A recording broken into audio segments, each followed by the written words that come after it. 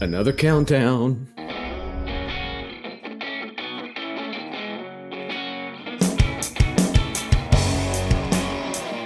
Howdy. What's going on, Scott?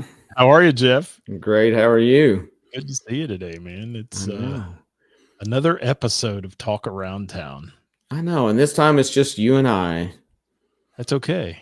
What is this? Episode 17 now.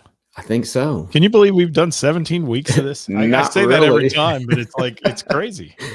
Well, if people knew what we had to try to do to get everything scheduled and everything planned and lined up to just sync, make this happen.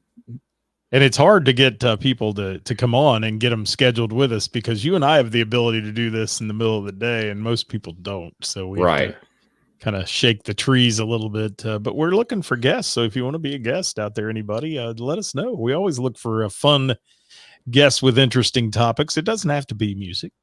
No, it doesn't have to be music. It doesn't have to be gear. Although we do like the rig rundown or something like that. But yes, please hit us up if you want to be on, or if you know somebody that wants to be on. That was good. The rig rundowns were fun, I thought. And we had Rob on Talking Sound too. I think that's beneficial to folks. We had a lot of people comment on that, to me at least, about how they appreciated it. And they learned some. I had some non-music people tell me that they really love watching stuff like that, especially his, because they have no idea. They're like, we have no idea that goes on, but it's really cool to hear about what you have to go through and what you do to set up for a show.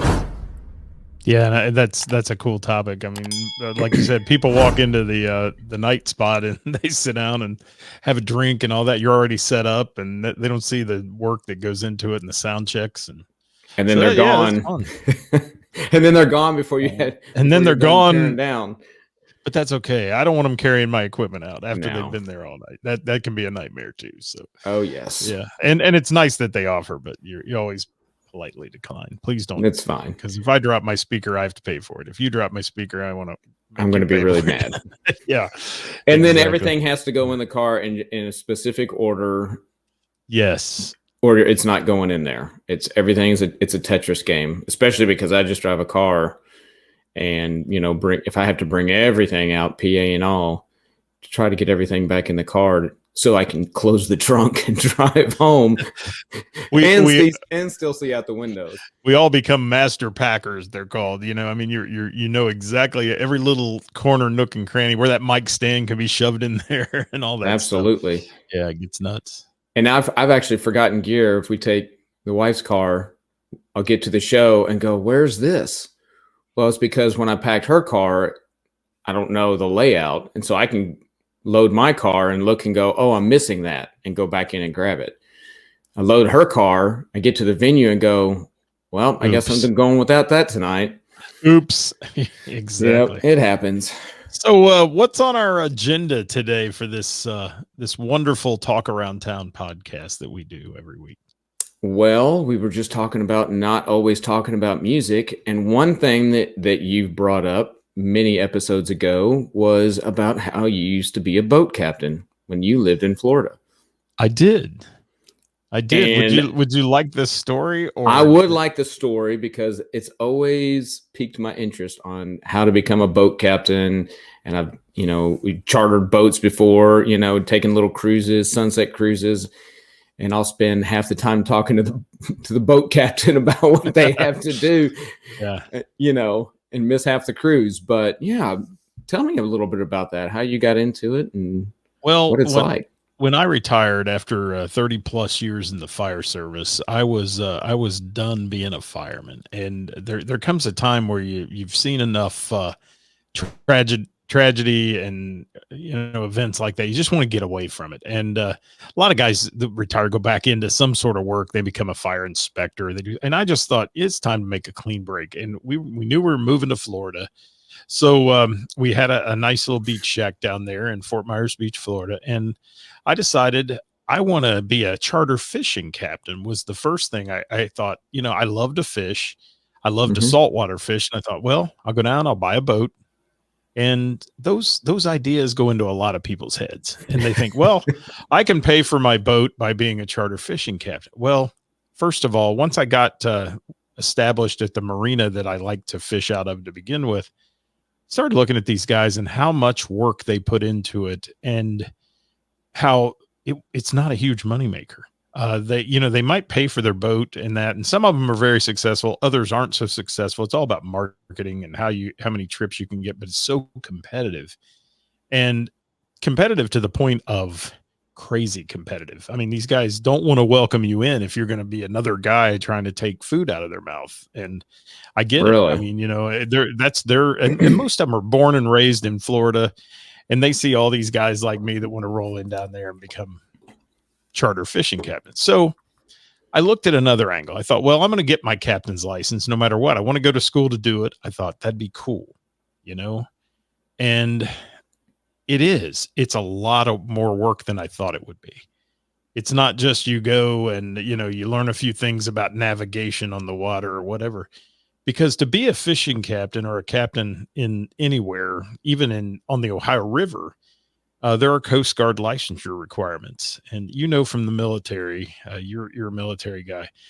When you put in bureaucracy into something, it becomes quite interesting. And Yes. there are places that actually for pay that you go and study, and they teach you these classes. And the first one is called a 6-pack license. That means you can take 6 people out on a boat as a charter captain for hire. That's what most of the fishing captain guys have, because they run a small boat. You can take 6 plus you and a crew person and those kind of things. So a 6-pack license, as it's known. And you get that, and they teach you. And it took me, gosh, I'm trying to think of how long. It was a while. I don't really know how long, but I know it took a long time to study for this. And it's so much maritime law. It's things that you probably will never use when you're in the back bay or out front 6 miles off the coast and those kind of things. Right. But it's a lot of repetitive knowledge and laws, like I said, and navigation markers, and basically like learning to drive. You got to learn all the rules of the road on the water. And, so how many horn toots it takes to pass somebody on the port side or the starboard side, and all those things, and learn all that maritime terminology. So long story short, it's a really cool way to learn about the water, the ocean, the intercoastal waterways, how they work in the United States. And I got that one fairly easy. I passed that, and I was very pleased. You have to take a physical as well, and it's like a pilot's physical. It's not a physical where you walk up and they say, "Oh, you're breathing. Let me check your pulse, and you're okay." This is Right. an in-depth, because you are actually taking people out on the water and doing your thing. So I decided, I was at this marina. I got my captain's license. Started talking to some of the other captains who had been friends of mine over the years I went down to fish with. They started telling me about the master captain's license. Now, master is done in tonnage. So you can get a 100-ton masters. You can do a 25-ton masters based on the size of the boat. And you have to have so much sea time, Geoff. And when I say sea time, this is that before means, you yes, can even apply for it. Exactly. You've got to do a lot of time on the water, which is why if you go charter fishing anywhere and you see some young kids on a boat that are helping the captain, they're the mates, as they're known. These guys are working to get that captain to sign off on their sea time book to allow them to go get a captain's license themselves. And many of them are multi-generational. I mean, it's you end up with the kids of the captain who are going to get the hand-me-down business. And they have a friend of mine Right. in the Keys has a charter business. He's got probably $15 million in boats. Wow. And he has like 10 charter boats, some of them 42 feet long with 450 horse motors on the back. I mean, he can take you out to the Bahamas and back in a couple hours, on this boat, screaming across the water. But really, really some cool stuff when you get into learning all about that. And when you get into the masters thing, you're learning more about these guys that drive cruise ships and big barges and things. There's a towing class that adds on that teaches you how to, like the barges you see pushing down the Ohio River, and Right. how to do all that. So it's a very in-depth process.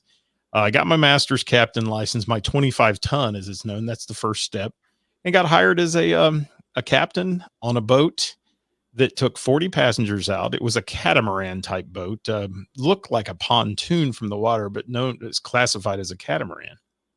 And that was just the best job I think you could ever have. I was so blessed with that job. Is that kind of like the ferries that that run back and forth, like say between Putin Bay or to Mackinac Island and different things like that? So kind of like but I mean, you're taking people out on Yeah. the boat and out on either the bay or intercoastals. Yeah, and it's like you're not hauling cars like a lot of those do up there, but you're hauling passengers, and it had seating around bench seating around the perimeter of the boat, and there was a center deck box that held all the life jackets and things that are required. And mostly the tour spent standing up. They're standing up, looking over the rails at the wildlife that you're showing them. So I'm taking them out every day, and this bay we were in called Estero Bay has 100 residential dolphin, roughly.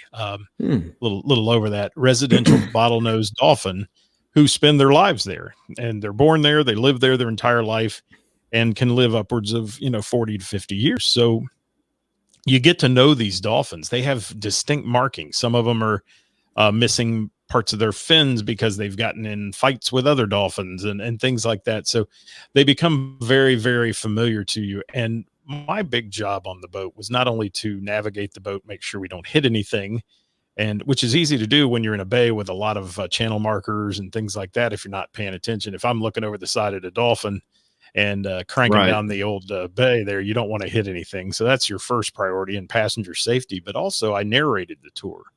And as you know, I don't have any trouble talking. I'm talking a lot right now. But it's it was fun because the marina sent me to get a wildlife certification, a master naturalist, it was called, through the University of Florida. So I had an opportunity to go get that and become this tour guide, and learned all about the difference between the three types of mangrove trees there are, what they do, how they do it, to the wildlife. And just a very rewarding job where I met people from all over the world. People would come to Southwest Florida throughout different times of the year. There's the German time, as we called it, the Japanese time, where they vacationed. And then, of course, your spring break time, which is all your people from all over, from Wisconsin to anywhere where it's cold, who Right. would come down there. And I had a blast meeting all these people and getting to know these. And I mean, I had Brian Howe from Bad Company, who just passed away recently. He was on my boat. He lived down there. He'd come out once a week sometimes and take a tour. Oh, And it wow. was his way of entertaining his lady friends and some of that. And they, nothing better than taking a lady out on the boat and introducing her to your friendly dolphins, who will do a little show for you in the water as they swim around and do their thing. And it was really a cool experience. And there was some islands there, some shell islands built out of by the Indians in Florida. And the Indian tribes would build these mounds out of shells, and it was their lookout point. And they would live on top of them because they could see all over this 90 miles of waterway from the highest point in Southwest Florida, basically, that they built. And built V-shaped areas with shells to help them run fish in with nets. And they would build these look like seawalls that went into a V shape, and then they would get out there with nets and push through that. And then at the other end, they would capture the fish as they came through. Some really interesting stuff. And that's kind of the Reader's Digest version. I could go on forever about the captain's license and what it takes. And Well, how long did you do that? Well, about 3.5 years, until we had to move back here to take care of some family members who were aging and that kind of thing, and having some issues. So we left beautiful Southwest Florida, where you can be out 360 days a year outside and enjoy yourself in the warm weather. Right. And if it gets down to 50 down there, you're freezing to death because your blood gets a little thin. But Geoff, it was just remarkable. And we did 3 tours a day. I'd work about 4 days a week. Did 3 tours a day. There were 2.5-hour tours. So we'd start in the morning, do a 10 o'clock tour, do a 1:30 in the afternoon tour, basically. And then we did a sunset cruise. And the sunset cruise was a little bit of an abbreviated eco tour, as we called it. And then we would go out for the last half hour into the Gulf, if weather permitting, and under the big bridge and into the Gulf, and sit out there and watch a spectacular sunset happen over That the must Gulf have of been so Mexico. awful having to do that Oh day yeah, it in was and day out. terrible, I mean, terrible, it's just so terrible. mundane. And people bring their wine. They were allowed to bring beverages on the boat, so they bring some adult beverages. They'd have a good time. I mean, some of the regular folks would turn it into a family party. You'd get a reservation of, you have 40 seats on the boat. Basically, you get 20 Mhm. people from one family, and here comes the cheese trays and the meat trays and the wine and all that, and on a sunset, and you just have a blast with those folks. And then a lot of groups too. There's a lot of folks that move to Florida, and go to these communities that are made up of just retirees and little things they call co-ops, whether it's a trailer park or a community that's a gated community, and they Right. all get together for events. So, once a month I'd get this little group that would come in from the co-op there, the trailer park co-op, and they were the nicest people. And then a group from Boston that came every year. I had some friends that lived there that we got to know that moved down there from Boston. Well, every year they'd bring their Boston reunion, and you talk about some folks that like to have a good time. Oh, yeah. And it was so much fun, and it was a good change of pace in life. Sometimes you got to change it up. I love the fire service. I did. It was the best career I could have ever picked in my life. But when I was done, I was done. Oh, I totally understand that. I mean, that's kind of why I did the same thing. When I was in the military, I was in the hospital for 20 years. Over the last 10, more than the last 10, most of my patients, majority, a lot, were cancer patients. We were doing screenings to see if, cancer had metastasized throughout their body or different things like that. And after so long, it just wears on you. And you're like, I love taking care of my patients. I love taking care of people. I loved working in the hospital. I enjoyed it. But after I retired, I said, I don't want to do this anymore. I mean, I've kept my license up Yes. as a just in case, but I don't really want to go back to that. I didn't like the hours. You'd be on call and you could get called in at 1, 2 in the morning and be there for 4, 5, 6 hours, and then have to turn around and work the whole next day because you've got a shift to cover. So yeah, I got tired of that, but more so losing patience. So I can totally understand when you start seeing the tragedies that enough is just enough. Yeah, yeah, and it is, and like I said, the fire service was great. There were a lot of rewarding experiences, but also a lot of tragic events when you work in that line of work. And the other side of it is there comes a time where, like you said, you don't want to be on call.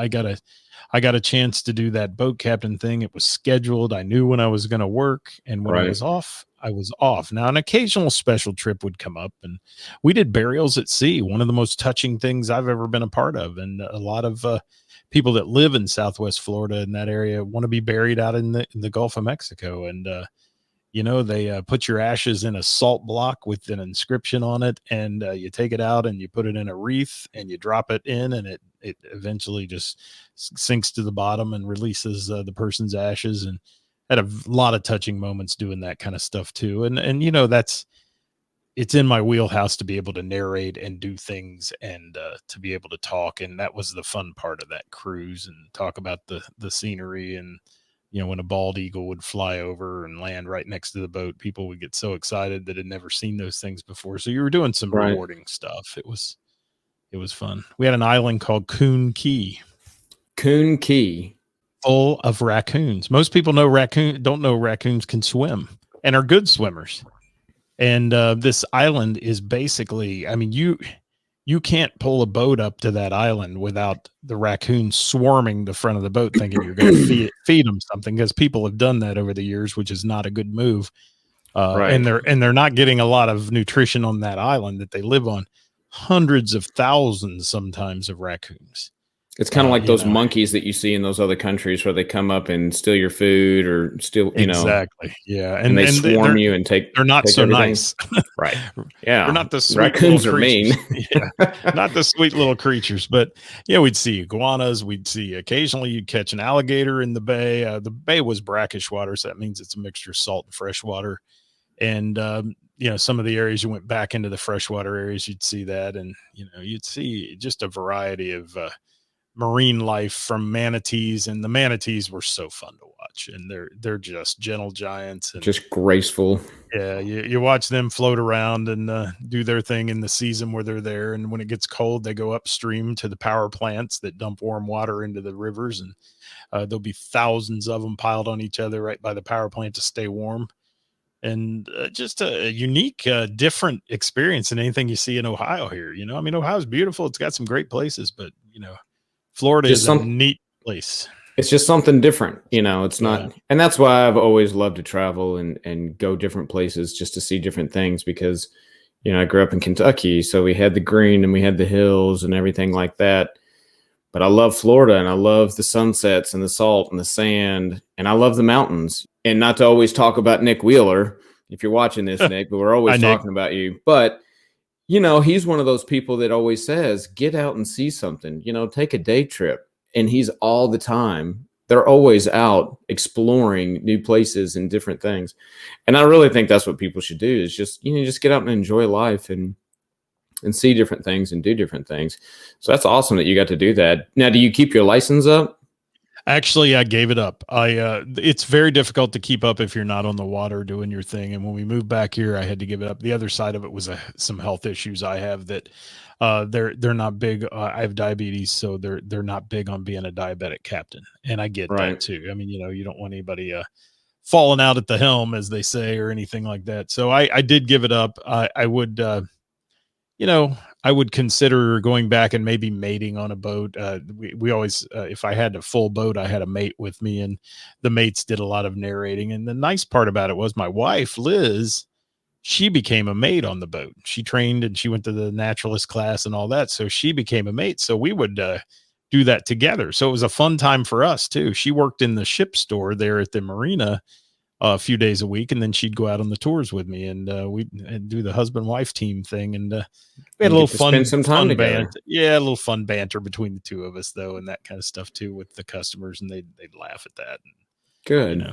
But yeah, it was a great experience, great time, and I'll forever remember my time at Fishtail Marina, as it was called, and there's a big giant boat there. It's called the Fishtail, and the owner of the marina happened to be a former CEO of Pfizer Pharmaceuticals. So he's got a little money, and it was a cool boat to see and keep it going. I did not captain that boat, however.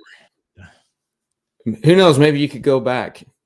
Maybe go back and someday, like you said, do that, or you can go up to the lakes here. One of the Great Lakes. But I know you got it. That was one where we chartered a boat. We chartered up in Michigan for like a sunset cruise for a couple hours, and I talked to them, and they said, yeah, if you want to get your captain license, it's different if you want to get it on the Great Lakes, if you want to get it in the Gulf, if you want to get it in the ocean. All the maritime laws are the same, but just your area of expertise. And yes. Hats off to those captains on the Great Lakes, because those go from beautiful to ugly in a second during a storm. And you've got to be good at what you do. Well, that was one thing that he talked about. He's like, you can always tell the new people who just got boats and don't really know anything about what's going on. We're all going back in, and here they all come out. And he's like, when that storm rolls in, you don't want to be stuck out there in the middle of that lake.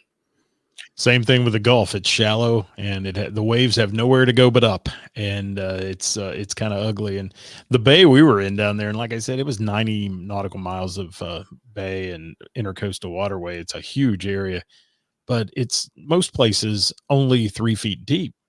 So I'm running a boat. You got to watch sandbars. You got to know the channels and this and that. But also, I used to joke with the passengers, if the boat sinks, stay in your seat. Your feet won't get wet, because anywhere in there, the boat was going to sit on the bottom. And I ran it aground numerous times watching dolphin and things. And you learn how to move the passengers and distribute the weight and then kind of back out of wherever you're at. But it's different everywhere. And the Great Lakes are some really rough sailing some days. I mean, there's been many a shipwreck up there, and there's a reason for that. Yes. I mean, it was a relatively calm day when we went out, but even then, we had a slight breeze, and the waves were just a little choppy. So every once in a while, you're getting that slapping every time you come over swell, a little baby swell. And then there's the people who don't take that well on the boat and don't like the swells and things and tend to get a little motion sickness. So you had to deal with that quite a bit. Yeah, but that's on the rough fun. days. Right. It's like when we did burials at sea, we had to go 3 miles offshore. And you know, when you bring the whole family in for a burial at sea and they're in from, you know, all over the United States, you only have a small window to get that trip in. And there, you know, when it blows in Florida, as they call it, some days it blows for 3 or 4 days and gets a little rough. Last time we were in Florida, it was we couldn't go fishing for 3 or 4 days out there because it was just 6 to 8 foot waves. Well, my little boat I was taken out to do that in with the families, the 40 passenger boat, it was only about 40 feet long and just not a good thing. You didn't want to take them out. And we did on some trips that got a little rough and a little seasick. Good times. Yeah. But that's my story and I'm sticking to it, Geoff. Well, I appreciate you sharing. I've always wondered, you know, what it's like to be a boat captain, and who knows, maybe one day I'll finally get to that water somewhere and get a boat or work on a boat or just maybe keep chartering them. highly recommend the captain school. It's called. It's in it's all over the United States. So you can find it online, and you can even take classes online. You can get all your stuff other than your sea time in and do it online if you want, as long as you can pass that test, the Coast Guard exam. You're okay. And the Coast Guard exam's tough. It is. You've got to remember a lot of things you'll never use again. Right. You know, but it's a fun thing to do. And I recommend it. Anybody that wants to move to Florida, and a friend of mine just moved down there and he was asking me, he's going to buy a boat like everybody else does. And boat stands for bring on another 1,000. Just keep that in mind. Every time you buy something like that, you're going to put money into it every month. Oh yeah. But he was doing that. And I told him, I said, if you have the time, go take the minimal captain's license, just so you learn about all the channel markers and things, because you know, there's some rules and little things like red right returning and all those things where you're coming back in from sea, but it changes. And when you get in the bay, things change, and you have to learn all that wherever it's specific to where you are. So, right. Lots of just being armed with knowledge. That's what that is. Yes, sir. Yes, sir. All right. Well, thanks for sharing, Scott. I appreciate it. Yes, I think we're done. We've gone a little longer than we hoped, but we have, but you know, good stories. Yeah. Next time we're going to chat about your stories. I want to know about all the things you did in the military too. You were talking about being in the hospital, and I have a big respect for 445th Airlift Wing here in Wright Pat. I've done some work with over the years and did a lot of great things, saving a lot of soldiers' lives. So. Yep. That's the reserve unit out there. Yeah. Yeah, well, we can get into that on another day. But until then, thanks everybody so much for sticking around. Hopefully you made it this far in the video. And if you did, please comment below and let us know what you want to hear and who you want us to talk to next. Please hit the subscribe button and the thumbs up. Share this. Scott, we'll talk to you again soon. All right. That's episode 17 in the bag. There we go. All right. Thank you, my friend. We'll see you later.